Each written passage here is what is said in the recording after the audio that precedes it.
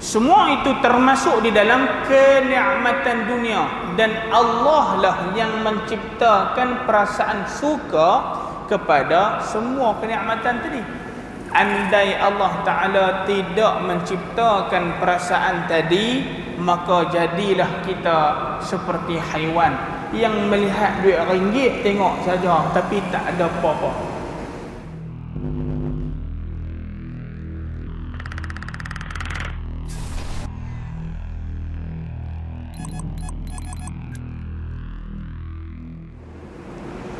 Subhanallah walhamdulillah wa la ilaha illallah wallahu akbar.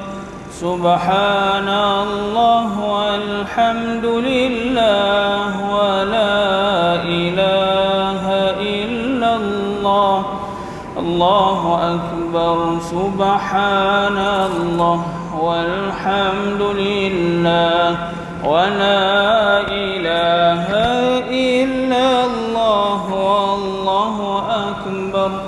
Subhanallah walhamdulillah wa la ilaha illallah Allahu akbar. Subhanallah walhamdulillah wa la ilaha illallah Allahu akbar. Subhanallah alhamdulillah wa la ilaha illallah Allahu akbar.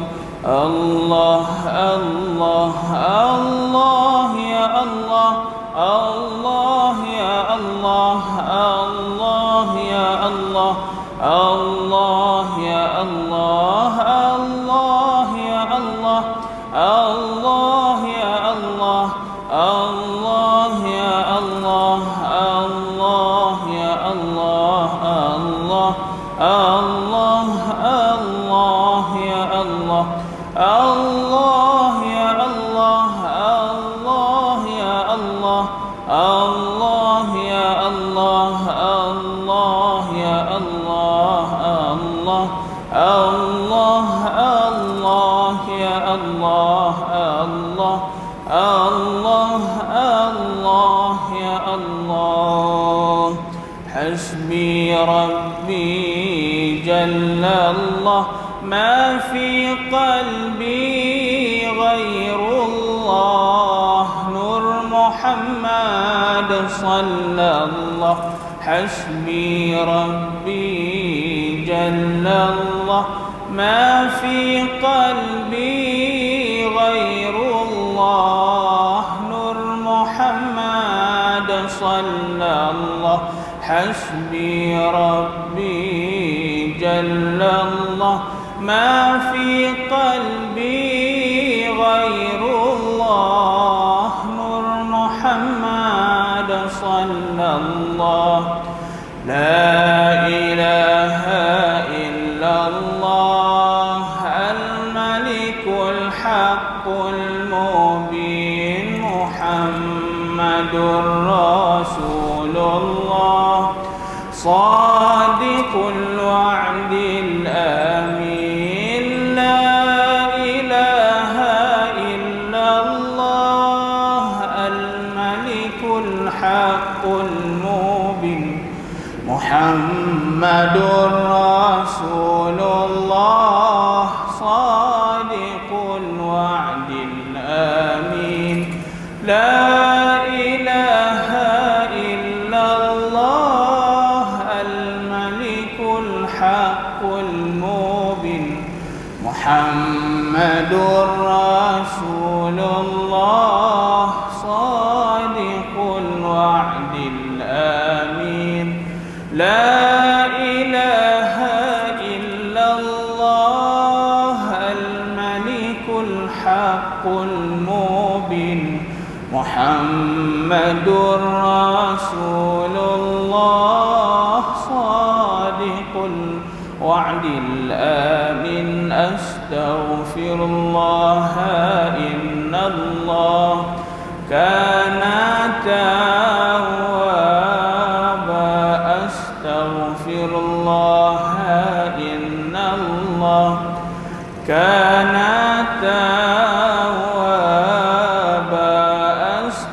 astaghfirullah innallah kana tawwaba.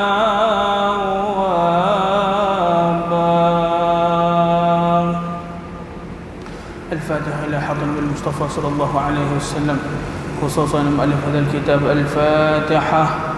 A'udzu billahi minasyaitonir rajim. Bismillahirrahmanirrahim. Alhamdulillahirabbil alamin. Maliki yaumiddin. Shiratal mustaqim, shiratal ladzina ghairil maghdubi 'alaihim. Assalamualaikum warahmatullahi wabarakatuh.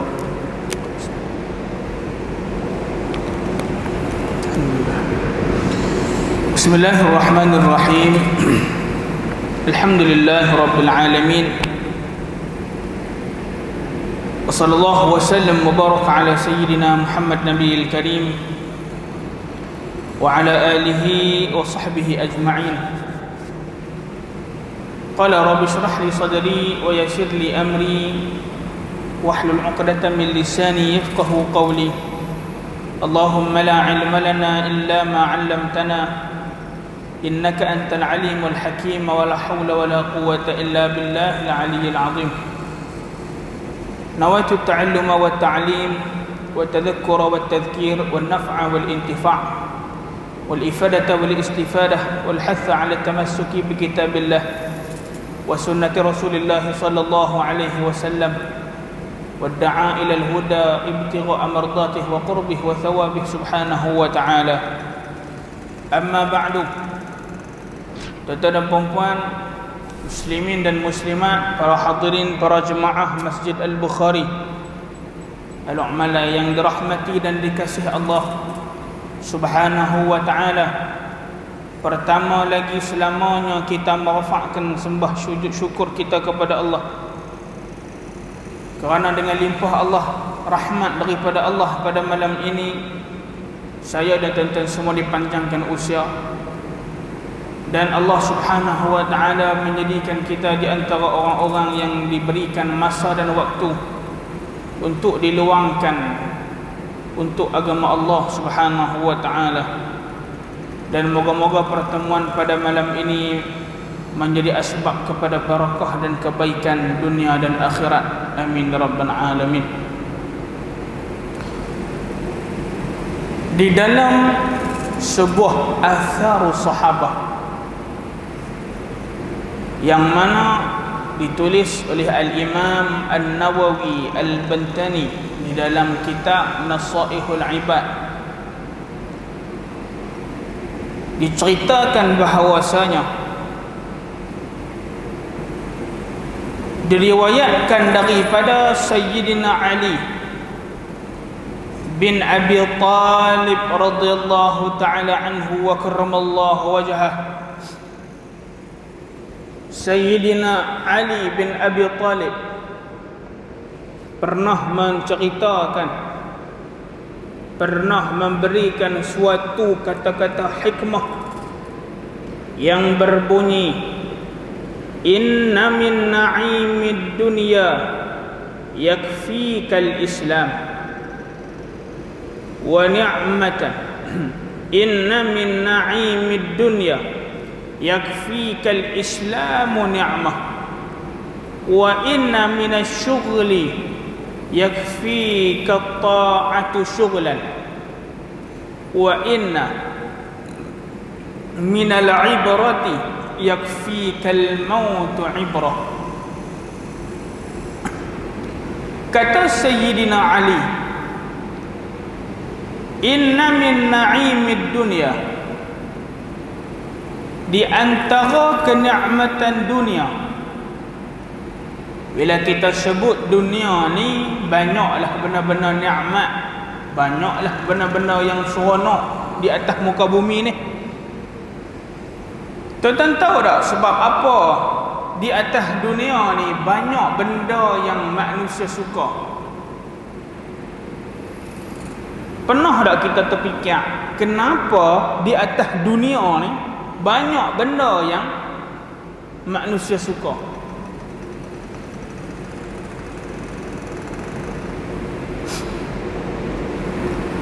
dalam banyak-banyak kenikmatan yang Allah Ta'ala buat atas dunia ni, ada golongan yang tak suka dengan benda tersebut. Tahu apa? Binatang. Binatang dia peduli tak dengan duit ringgit? Hatta kalau dia jumpa emas seketui pun dia tak peduli pun. Tapi manusia suka kepada emas. Kenapa? Yang kedua, tumbuh-tumbuhan makhluk.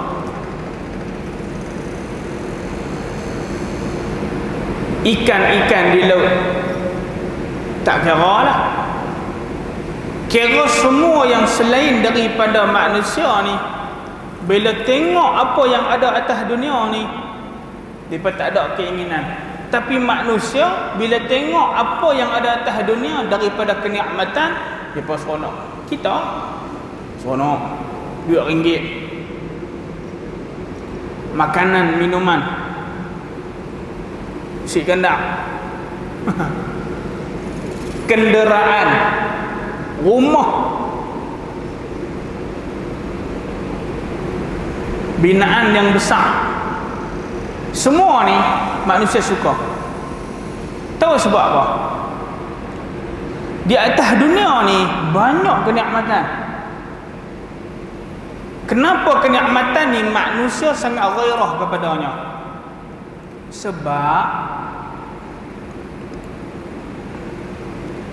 disebut di dalam Al-Quran, Allah Ta'ala beritahu ni, zuyyina lin-nasi hubbus syahawati minan nisa' wal banin wal qanatiril muqantarati minal dhahabi wal fiddah wal khaylil musawwamati wal an'ami wal harf dzalika mata'ul hayatid dunya.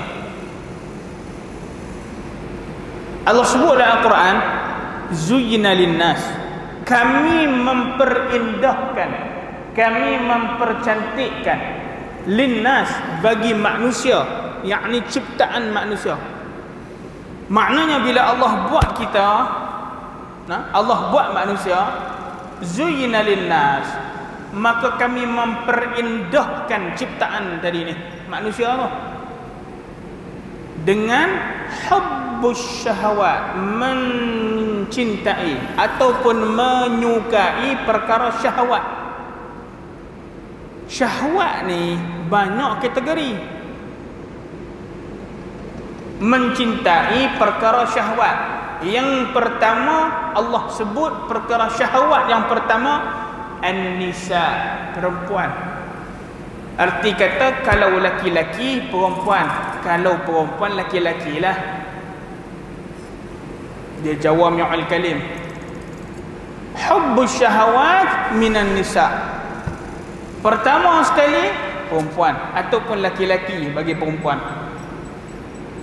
Allah buat atas muka bumi ni, laki-laki ada perasaan pada perempuan dan perempuan ada perasaan pada laki-laki.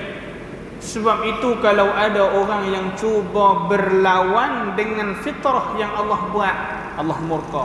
Murka Allah bukan sikit, tuan-tuan. Diterbalikkan bumi kota Sodom, yang mana penduduk ataupun kaum Nabi Allah Lut tadi ni, mereka cuba melawan fitrah ni. Tuhan tengalik terus, angkat hampak. Bukan angkat lepas, angkat terbalik. Woi, lah jadi apa? Jadi lauk mati. Ayak dia masin. Zuyyina lin-nasi hubbus syahawati minan nisa. Satu, arti kata isteri kita, suami kita tu. Sebab itu diletakkan garis panduan Al-Quran, diturunkan syariat. Kalaulah manusia tak turut Quran, tak turut syariat, tuan-tuan, habis anak dara, habis orang jantan, semua rosak habis. Kerana ada perasaan di dalam jiwa mereka. Contoh, kalau orang Kristian tak sedap sebut orang Kristian sekali, dia kata kita burukkan mereka. Kita kata orang putih lah senang. Orang putih, kalau mereka bercinta, kita orang Islam kalau ada perasaan pada seorang perempuan, cintalah, pergi jumpa mak ayah, pergi bertunang, nikah, baru duduk sekali. Tapi orang putih, bila mereka jatuh cinta pada seseorang, makna saling cinta mencintai, mereka akan duduk sekali. Duduk sekali. Bila duduk sekali, cuba tengok serasi ke tidak duduk sekali ni. Kalau serasi baru nikah.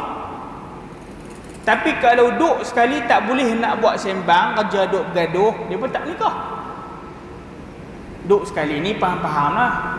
Takkan nak duduk saja sembang minum kopi tengok TV. Serasi baru nikah, tak serasi tinggal. Ni orang putih. Wasa. Kita tak boleh macam tu. Kerana itu dilihat tidak bermoral. Di dalam Islam diletakkan garis panduan. Nak tahu serasi tak serasi, jawapannya ada di dalam hadis Nabi. Apa dia? Istikharah. Sembahyang hajat. Kita ada Allah. Kita nak tanya siapa, kita nak cari jawapan pada siapa kalau tidak daripada Allah. Kalau jalan penyelesaiannya ataupun duduk sekali, ataupun maknanya kalau kita berkahwin nanti ni tak sesuai, ada syarat ataupun ada alamat, tapi kena tanya Allah. Perasaan suka, saling suka menyukai antara lelaki perempuan ni memang dah ada fitrah dalam diri kita. Cuma kita kena bawa dia betul dengan syariat, kalau tidak rosak. Yang kedua, wal banin, anak-anak. Maknanya ada rasa kasih, ada rasa sayang untuk anak-anak. Kalau kita balik kerja, letih-letih balik kerja ni, tengok-tengok sampai depan rumah, anak duduk tunggu depan rumah dah, tunggu kita balik, bersorak. Tuan-tuan, pok yang letih kerja seharian ni hilang letih. Kerana perasaan kasih, cinta, suka dia kepada anak dia tadi ni timbul dan lupa akan keletihan. Allah. Hubbus syahawati minan nisa wal banin. Kemudian yang ketiga, kepada harta benda, minaz zahabi wal fiddah, emas dan juga perak. Emas ataupun perak. Harta benda, duit ringgit lah. Lah ni duit ringgit lah.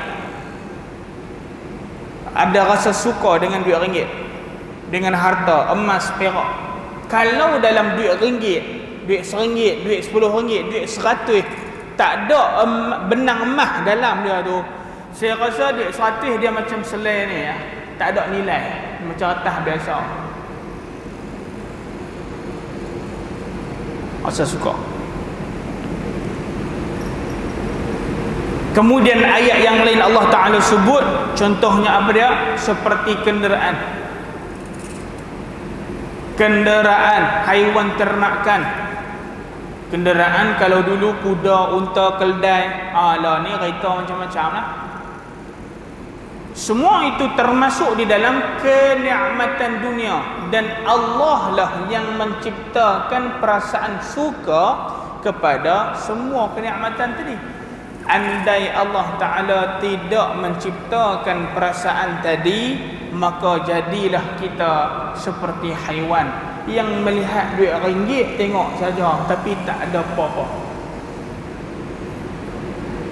Contoh, tuan-tuan, jadi kata Sayyidina Ali, inna min na'imid dunya, di antara kenikmatan dunia, yakfikal islamu ni'mah, cukuplah untukmu kenikmatan Islam. Maknanya kata Sayyidina Ali, kalau nak cerita tentang kenikmatan dunia, maka Islam itu sudah cukup untuk menjadi kenikmatan pada seorang manusia di atas dunia ni. Arti kata, kalau kita betul-betul menjadi seorang Muslim yang sebenar, berpegang dengan Allah dan Rasul, dalam setiap tindakan hatinya ada Allah dan Rasul, yakfika, itu menjadi kecukupan kepada kehidupan manusia. Tuan-tuan tengok Nabi. Nabi ni harta dia banyak ke? Harta Nabi ni banyak ke? Kaya ke Nabi?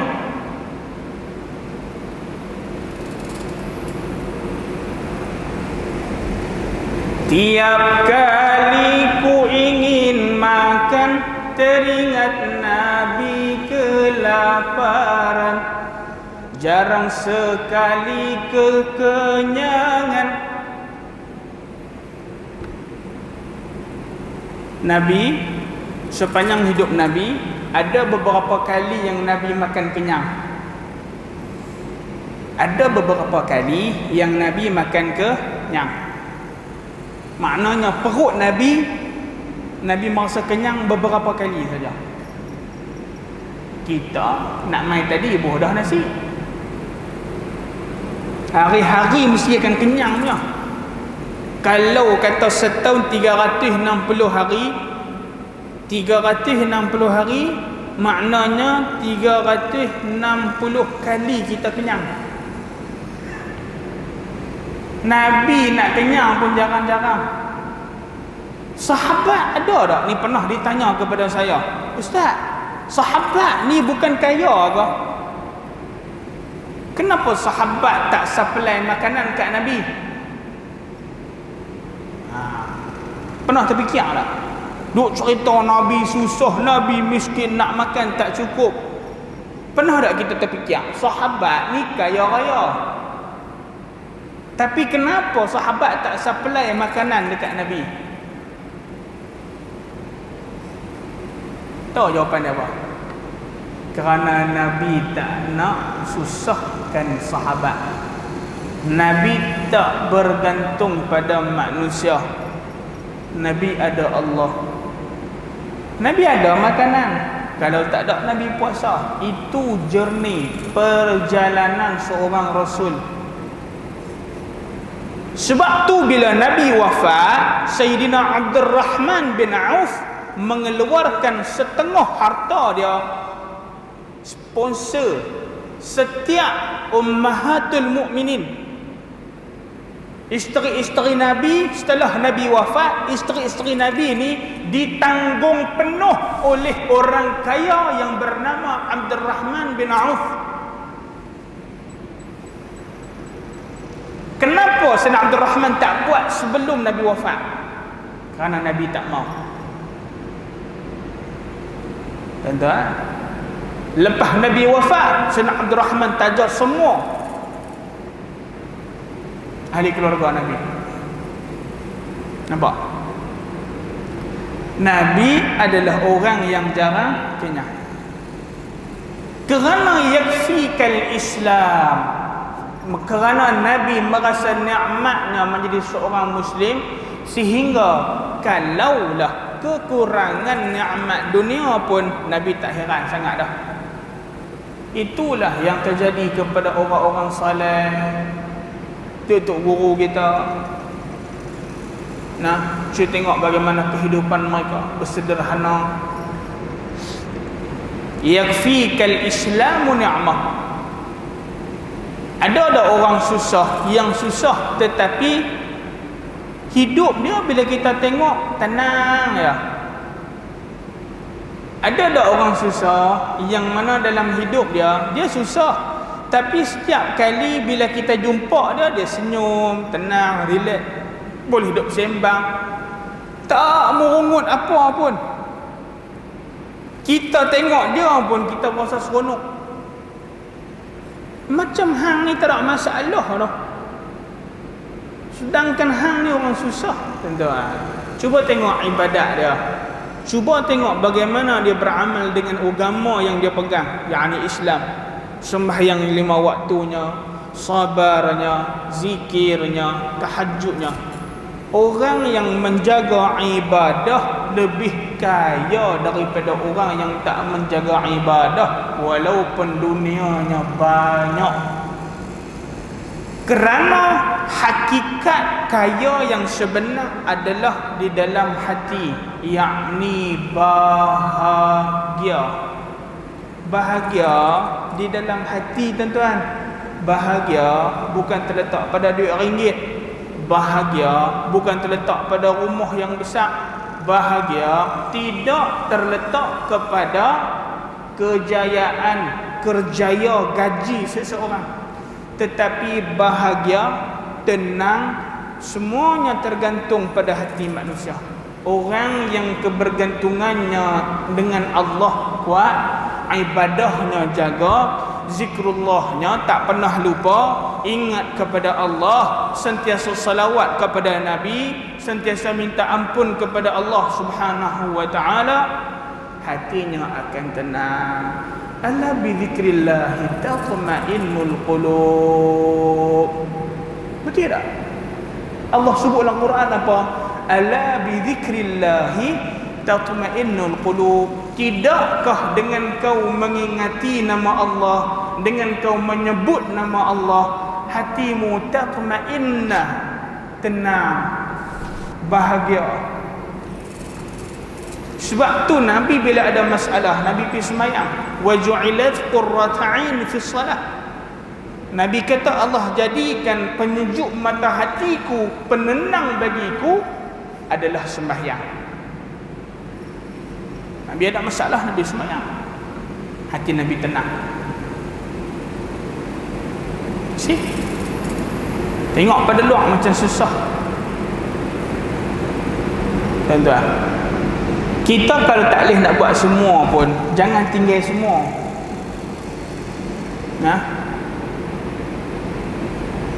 La yudraku kulluh, la tatruku kulluh. Kalau tak boleh buat semua, jangan tinggal semua, buat satu. Dalam keluarga, kalau nak bahagia, sembahyang jemaah. Banyak zikir sama-sama, puasa, sembahyang jemaah, baca Quran, tahajud sama-sama. Tapi kot kita tak mampu buat. Tapi kalau tak boleh buat, jangan tinggal semua. Apa dia? Sembahyang jemaah paling kurang. Sembahyang jemaah dia akan menyatukan hati suami isteri, anak-anak. Walaupun anak-anak kecil lagi, tapi kesan tempih berkat daripada sembahyang jemaah tadi akan jatuh pada anak-anak. Sebab itu amalan yang diajarkan oleh guru-guru kami, kalau ada anak kecil pergi sembahyang, anak tutup sebelah, bagi anak tengok mak ayah sembahyang. Kesan tu dia sampai, berkat tempih Allah. Bila dalam keluarga kita jaga ibadah, Allah jaga kita. Ihfazillah yahfazka. Islam cukup lah. Beramal dengan Islam yakfikan ni'mah. Maknanya nikmat cukup dah dekat tu. Ada tak ada dunia ni nombor dua contoh. Tapi kalau ada Islam dalam diri manusia, bahagia insya-Allah. Wa inna minasy-syughli yakfika ta'ah syughlan. Dan di antara kesibukan dunia, yakfika ta'atu syughlan. Cukuplah kata Sayyidina Ali dengan kesibukan ketaatanmu di atas dunia kepada Allah. Tuan-tuan kena faham, kita lah kena faham. Kita kena faham satu je. Dalam nak mentaati Allah Ta'ala ni, Bukan semata-mata kita duduk meratik dalam masjid semata-mata. Nak buat ibadah kena main masjid dulu. Tak. Buat taat, nak buat ketaatan pada Allah Ta'ala ni, dia bukan semesti di masjid semata-mata.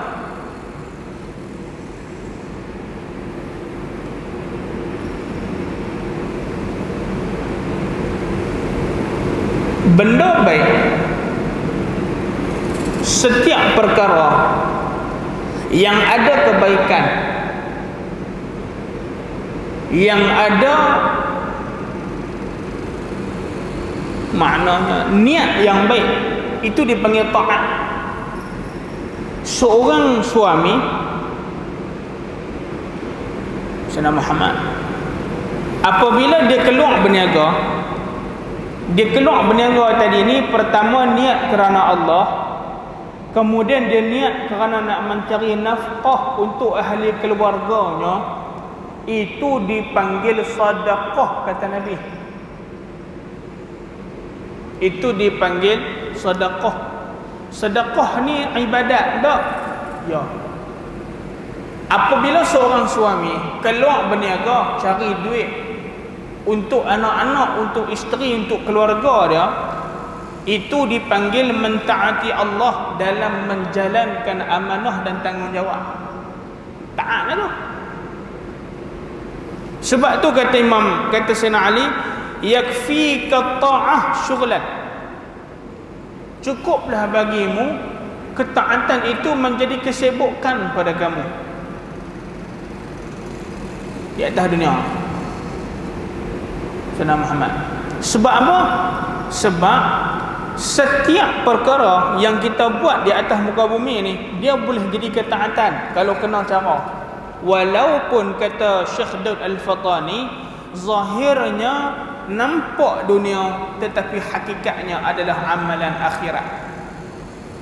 Seorang yang keluar berniaga, zahirnya keduniaan, tetapi kerana niatnya kerana Allah, apabila dia balik ataupun apabila dia bergerak pergi berniaga, maka dia mendapat pahala ibadat.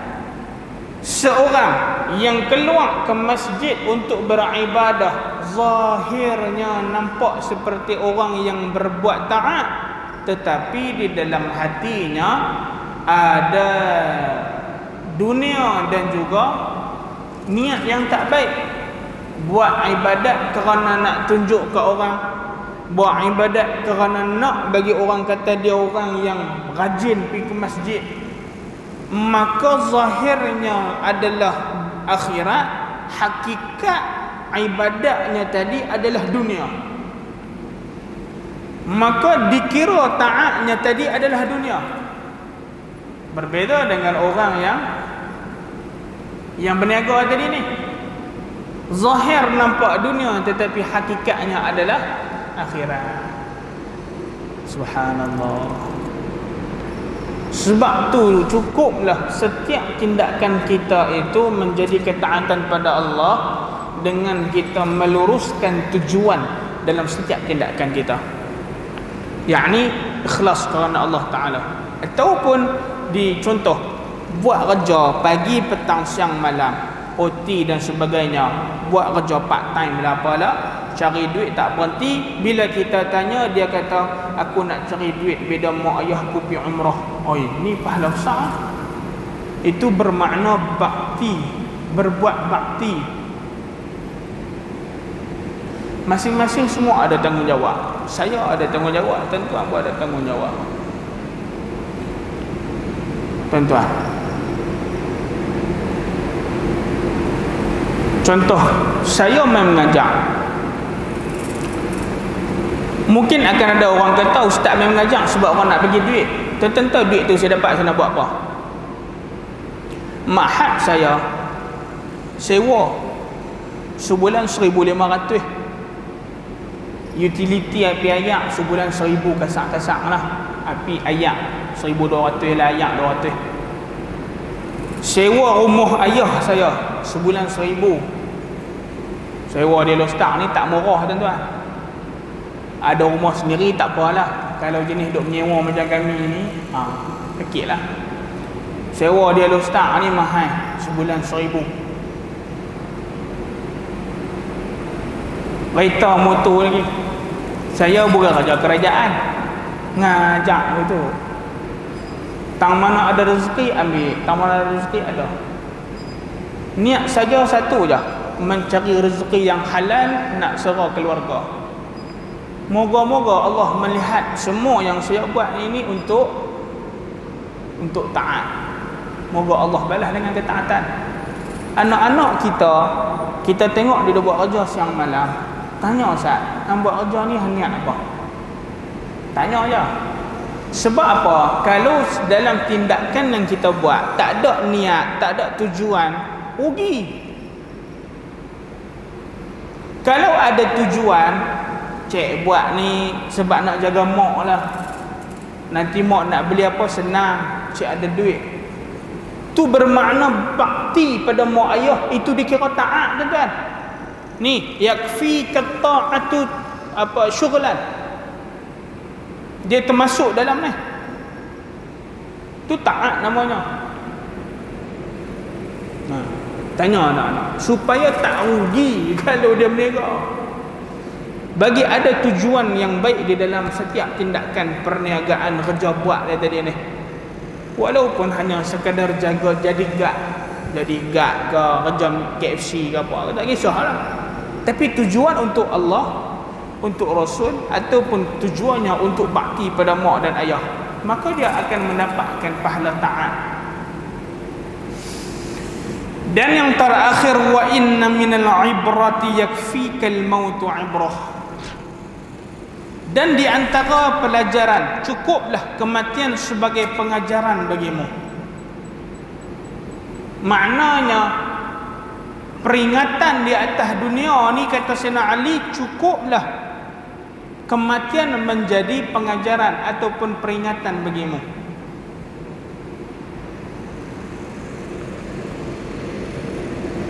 Sayyidina Uthman kalau cerita pasal neraka dia menangis. Tapi Sayyidina Uthman kalau kata orang cerita tentang azab di dalam kubur, Sayyidina Uthman menangis sampai pingsan. Sahabat tanya kepada Sayyidina Uthman. Waktu itu Sayyidina Uthman seorang khalifah. Wahai Amirul Mukminin, tanya kepada Sayyidina Uthman ni, wahai Amirul Mukminin, kenapa tiap kali cerita pasal azab di dalam neraka kamu menangis, tapi kalau cerita azab dalam kubur kamu menangis sampai pingsan? Apa yang membuatkan kamu takut? Kata Sayyidina Uthman, aku mendengar Nabi SAW menjawab, ataupun Nabi SAW bagi tahu kepada aku bahawa setiap nasib manusia bermula daripada alam kubur. Kalau di dalam kubur dia bahagia, maka di akhirat dia pun akan bahagia. Tapi kalau dalam alam kubur duk aja kena sepak terajang, duk aja kena pijak, duk aja kena rotan dengan para malaikah, maka petandanya di akhirat besok nasibnya akan bertambah buruk. Pasal itulah Nabi duk pesan baca surah Al-Mulk, baca surah Al-Mulk, supaya dalam kubur ni kita ada peneman. Bila ada peneman, surah Al-Mulk dia akan jaga kita, dan dia akan jaga sampai ke akhirat besok. Berkat surah Al-Mulk, hari-hari kena istiqamah baca. Ini akan membuatkan hati kita menjadi orang yang taat kepada Allah Subhanahu wa taala. Kesan berkat daripada surah Al-Mulk. Mati ni tak gaduh tunggu tengok orang mati. Mati ni kalau nak tengok kucing mati. Saya bela kucing dululah banyak ekor. Lah tak bela lah.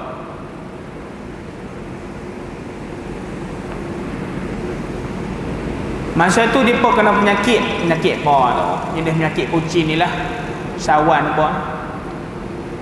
Sampai satu waktu seekor kucing ni dia nak mati tuan-tuan.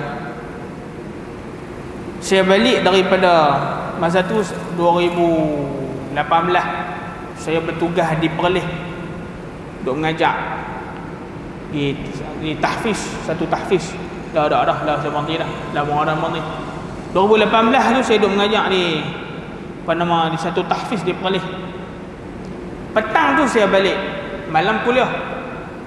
Bila saya balik, Cik Muhammad, saya tengok seekor kucing, anak kucing duduk di ujung. Kucing ni kalau nak mati, dia akan jalan pergi ke ujung. Kira ujung ya, tak kira lah ujung apa pun. Longkang, ujung rumah, ujung pagar, bawah papan. Dia takkan mati depan orang. Saya tengok ada seekor kucing duduk tidur baring di ujung pagar rumah. Pergi tengok duduk nazak. Saya duduk tengok dia nak mati ke mana. Takkan nak ajak la ilaha illallah. Tengoklah. Tak pergi kata ustaz tak ajak la ilaha illallah kat dia. Ajak kat agak tuan-tuan. Kucing ni dia mati pun habaan mansura lah. Saya duduk tengok dia nak mati macam mana. Sambil kita ambil ibrah, saya ambil pengajaran daripada bagaimana binatang yang tak ada dosa nak mati. Allah, tengok binatang yang tak ada dosa ni nak mati pun sakit kan. Dia punya tarik tu lah keluar kuku. Badan yang rekod jadi macam tu. Badan macam tu. Bila nyawa tarik, badan kaki belah ni lah ni. Bila dia tarik nyawa tu, badan terkepok macam ni, ketak. Sakit ni jangan duk abang lah tuan-tuan. Allah. Tak ada siapa boleh tolong kita dah bila mai sakaratul maut, tak ada dah. Sakit macam mana? Tengok Nabi sudah dah. Nah.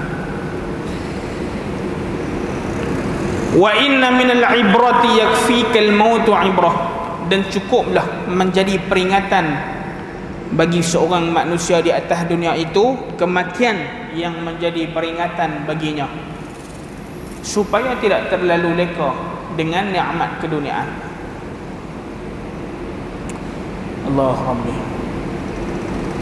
Sebab tu dalam hidup kita kena banyak salawat, kena banyakkan salawat kepada Nabi sallallahu alaihi wasallam.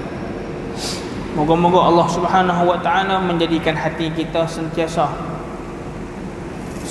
mengingati akan tempat yang kita akan tuju setelah mati. Kita kalau kita ingat tempat yang kita akan tuju lepas pada mati ni, insya-Allah tak lari jauh lah. Yang duk menjadi lalai tak berhenti ni pasal kita duk lupa tempat tujuan. Yang kita duk genggam harta sampai tak mau nak infak tu pasal kita lupa kita ada tujuan lain. Lupa kata ada tujuan akhirat. Ni duk genggam ni nak simpan pi ke mana? Beda anak-anak ustaz. Ni anak-anak Allah hantar rezeki dah. Jangan duk kadut. Hak kita di akhirat tu Tuhan tak hantar. Hampa cari ambil lah. Hak kita cari sendiri. Bekalan. Fa inna khairaz zadi taqwa wattaquni ya ulil albab. Bekalan yang terbaik adalah ketakwaan. Takwa ni bermula dari hati, kemudian keluar sebagai ibadat luaran. Taatnya, sembahyangnya, zikirnya, puasanya, infaknya, zakatnya, sedekahnya, semua ada. Benda yang paling manusia suka dan cinta adalah harta. Hak tu yang dia dok genggam sangat. Pasal apa dok genggam sangat? Sedangkan kita lupa ke kita ni ada tujuan lain. No, alam kubur tu, destinasi seterusnya. Next station, alam barzakh. Kalau ni ATS kan, next station, alam barzakh. Oh, tercengang kita duduk lain tu. Kapten tu buat melawak pula lah. Ingat, kita ada tujuan. Satu lagi saya nak beritahu. Lasan Saya buat ada program lagi habis. Lagi ada daurah pula online. Ini pesanan bagi anak-anak muda yang dah menikah. Ataupun kita maklum pun boleh ambil pengajaran juga.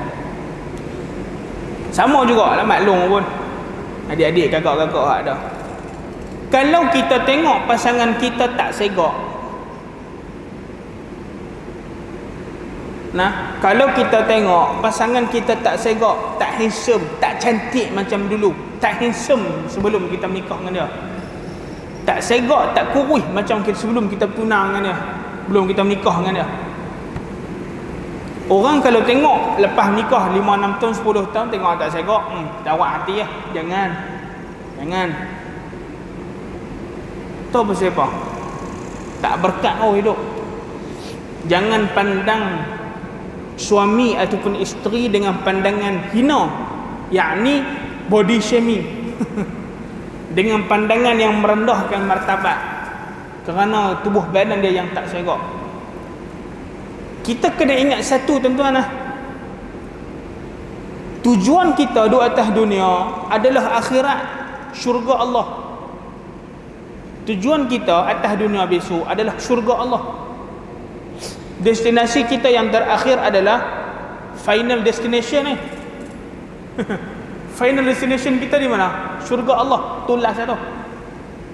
Bila masuk dalam syurga, andailah kita doalah moga-moga terjadi dengan sebenarnya. Suami kita, isteri kita, anak-anak semua masuk dalam syurga Allah. Semua kita akan jadi segak, cantik yang sangat cantik. Bukan cantik dunia tuan-tuan, cantik akhirat. Isteri kita yang tak segak lah ni, ada orang menikah setahun segak lagi, nikah 5 tahun, nampak lepas 5 tahun tu kuih lain macam rupa, tak berapa nak segak. Tuan-tuan kena ingat satu je, isteri kita ni nanti di dalam syurga lebih indah daripada bidadari, dan dia untuk kita. Sebab tu kata Nabi, isteri yang salihah dia akan menjadi ketua bidadari. Ketua bidadari ni maknanya dia lebih a'la, ajmal, cantik lagi daripada bidadari, lebih mulia daripada bidadari untuk suami dia. Dan suami dia pula bukan masuk syurga dalam keadaan lagu lah ni. Lah tak jadi apa tuan. Fatah amin segak pada dia ni.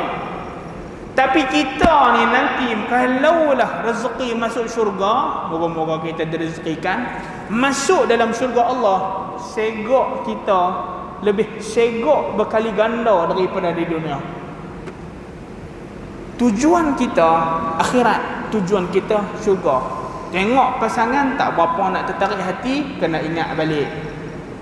Nak mendapatkan syurga Allah adalah menerima pasangan dengan hati yang terbuka, redha.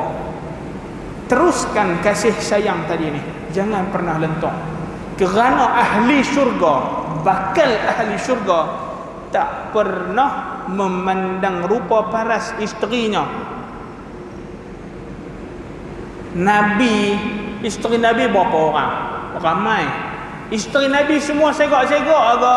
Tak semua. Ada yang janda ada, ada. Ada yang tua ada, ada. Yang tua pada Nabi pun ada.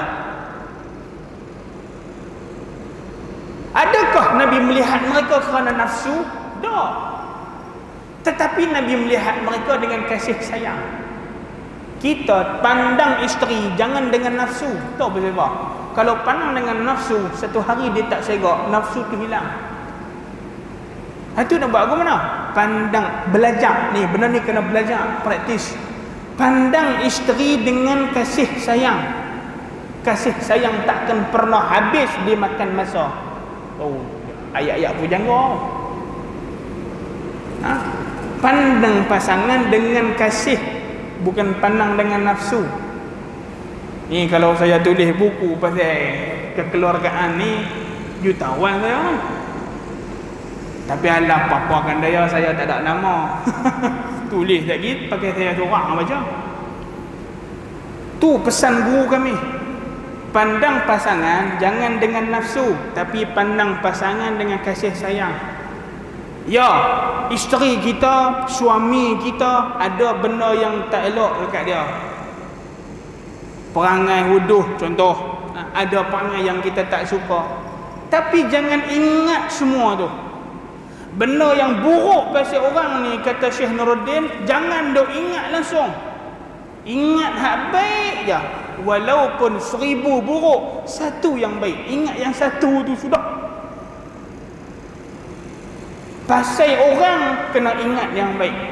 Kalau pasal diri sendiri, jangan duk ingat langsung yang baik. Kena ingat hak buruk je. Kalau tidak, kita belagak. Sama kita dengan pasangan kita, suami dengan isteri. Kena pandang yang baik. Isteri kita rajin. Walaupun kadang ada isteri yang tak rajin buat kerja rumah, tapi dia rajin bantu suami cari duit. Maka kita sebagai suami, kita jangan kata rumah tak kemas, aja duduk saja. Lupa ke yang dia duk tolong kita cari duit siang malam pagi petang? Dia lupa dah. Yang saya sebut ni pasal ada suami yang macam ni, yang dia nampak kerja rumah, kerja suami, kerja isteri, kerja rumah, kerja isteri, yang dia duk melepeh saja depan TV. Jangan macam tu. Nabi ni tolong isteri dah. Kadang-kadang Nabi jahit sendiri, kadang-kadang Nabi basuh pinggan. Nabi tak duduk saja depan TV. Nabi bantu ahli keluarga dalam urusan kerja rumah. Pasangan kita, kita kena ingat yang baik yang ada dekat dia. Ada isteri yang tidak bantu suami untuk cari duit sebab dia tak pandai fikir. Tapi kalau dalam kerja rumah perfect. Lepas tu suami balik penat-penat, suami kata apa? Awak ni asyik minta tu minta ini. Cari duit kat saya tak pernah pun. Ungkit hak yang tak pernah ada. Yang isteri duk jaga rumah, duk masak, jaga anak, dia tak nampak. Yang dia nampak isteri dia tak pernah cari duit dekat dia. Masalah. Jangan. Pandang dengan kasih, ingat segala kebaikan, maka bahagia keluarga sampai akhirat. Ni kita kena pegang elok-elok. Tahu pasal apa saya cerita benda ni? Ni tempoh PKP COVID ni 2 tahun dah. Macam-macam cerita ada masuk kat telinga saya ni. Macam-macam. Cerita macam-macam pasal suami isteri ni. Hak ni lah saya pesan. Tengok suami isteri dengan kasih sayang, bukan dengan nafsu. Yang kedua, ingat segala kebaikan, jangan ingat segala keburukan suami ataupun isteri. Anak-anak pun sama. Ingat kebaikan mereka tu. Ingat hak buruk, bagi meluat tak berhenti, tak boleh. Bahasa dia gini, mencintai pasangan tanpa syarat, seperti mana Allah cintakan kita tanpa syarat. Tanpa syarat. Kasih pada dia, barulah keluarga harmoni, barulah ada rasa kasih sayang. Sagi jadi motivasi kekeluargaan pula. Sagi pakai tak berhenti kita. Jadi dekat tu saya ET9 ada program pula ke? Tak ada. Jadi pegang nasihat tu elok-elok. Moga-moga sedikit sebanyak pesanan saya ni tuan-tuan bawa balik, cerita dekat ahli keluarga, cerita dekat suami, cerita dekat anak-anak, boleh menjadi saham pahala untuk saya juga. Pandang pasangan dengan kasih, jangan dengan nafsu. Kedua, ingat segala kebaikan, lupakan segala keburukan mereka, baru keluarga bahagia. Dan yang ketiga, lupa nak habaq doa, Rabbana hablana min azwajina wa dhurriyyatina qurrata a'yun waj'alna lil muttaqina imama.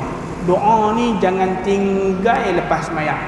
Kalau tu imam dah baca doa, kalau doa lain pun kita lupa, mai tang doa tu khusyuk lagi elok. Ya Allah, jadikan ahli keluargaku apabila dilihat dengan mataku, sejuk mata, sejuk perut, sejuk hati.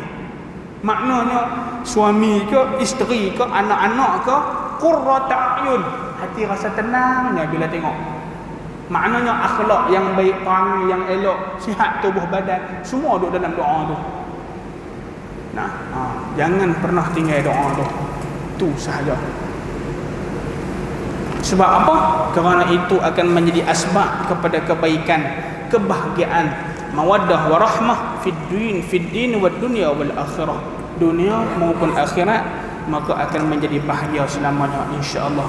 Amin ya rabbal alamin. Hadza wabillahi taufiq wa sallallahu ala sayyidina Muhammad wa ala alihi wa sahbihi ajma'in. Alhamdulillahi rabbil alamin. Bismillahirrahmanirrahim. Allahumma anfa'na bima 'allamtana rabbi alladhi ma yanfa'una rabbi faqihna wa faqih ahlana rabbana zidna 'ilma warzuqna fahma. Wa sallallahu wa sallama ala alhamdulillahi rabbil alamin. Mohon maaf lahir pada saya. Assalamualaikum warahmatullahi wabarakatuh.